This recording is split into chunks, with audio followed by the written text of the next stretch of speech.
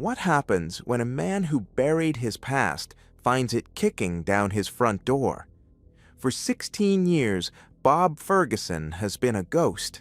He's a paranoid recluse living off-grid with his daughter, Willa, trying to forget the man he used to be. Today, he's just Bob, a washed-up revolutionary stewing in a haze of bad memories. But before he was Bob, he was Rocket Man, the go-to explosives expert for a radical anti-fascist group known as the French 75. He and Willa's mother, Perfidia, were once a force to be reckoned with, partners in a dangerous cause. Now that past has come calling. An old nemesis, a man Bob thought was long gone, has ripped Willa away from him. But the men who took her made a fatal mistake. They see a burnt-out shell of a man, not the brutally efficient monster he buried deep inside. They have no idea who they've just provoked.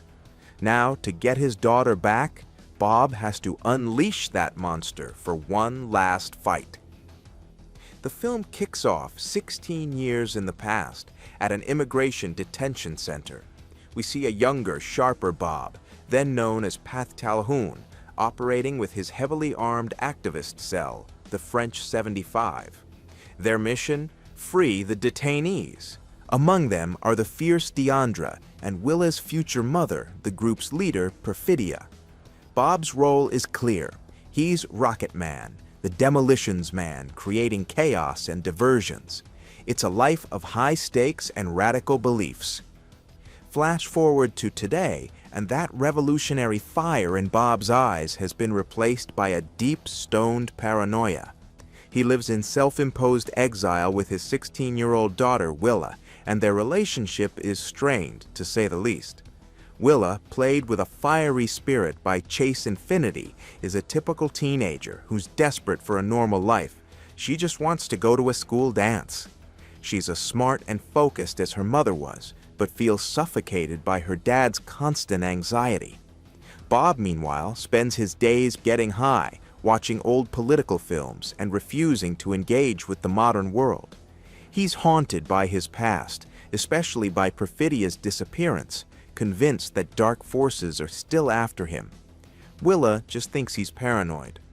This is their broken piece, a fragile life built on the ashes of a forgotten war, and it's about to be shattered. The past Bob has been running from finally catches up to him in the worst way possible. His old nemesis, Colonel Stephen J. Lockjaw, portrayed by Sean Penn, is back. Lockjaw represents the vicious state power the French 75 fought against, a ghost from a war that never really ended. He isn't just looking for Bob, he's looking to settle an old score. And what's the easiest way to draw a monster out of hiding? You take the one thing he has left to live for. Willa's kidnapping is what blows their broken world to pieces. It's sudden, violent, and rips her from the only home she's ever known. The men who take her are pros, working for Lockjaw, and they make it clear this is about her father's past. For Willa, it's a terrifying moment where all her father's paranoid ramblings suddenly come true. The monsters were real all along. For Bob, it's his absolute worst fear realized. The news that they have her, just like they took her mother years ago, hits him like a punch to the gut. In that moment, the stoned, anxious recluse burns away, leaving something cold, sharp, and brutally familiar in his place. The transformation is instant. The paranoid, disheveled father is gone, and in his place stands Rocket Man, the expert his comrades once depended on. His movements become precise, his eyes clear and focused for the first time in years. This isn't just a frantic father. This is a specialist beginning an operation. He assesses the scene of the kidnapping with old instincts, seeing clues and patterns where anyone else would just see chaos. There's a problem, though. His brain is so fried from years of self-medication that he can't remember the old code words his former allies are trying to use to contact him. He knows he can't do this alone, but he's been a ghost for too long. So he starts by digging up his past, literally. He unearths hidden caches of weapons and gear, the tools of his old trade feeling grimly familiar in his hands. This is the monster reawakening.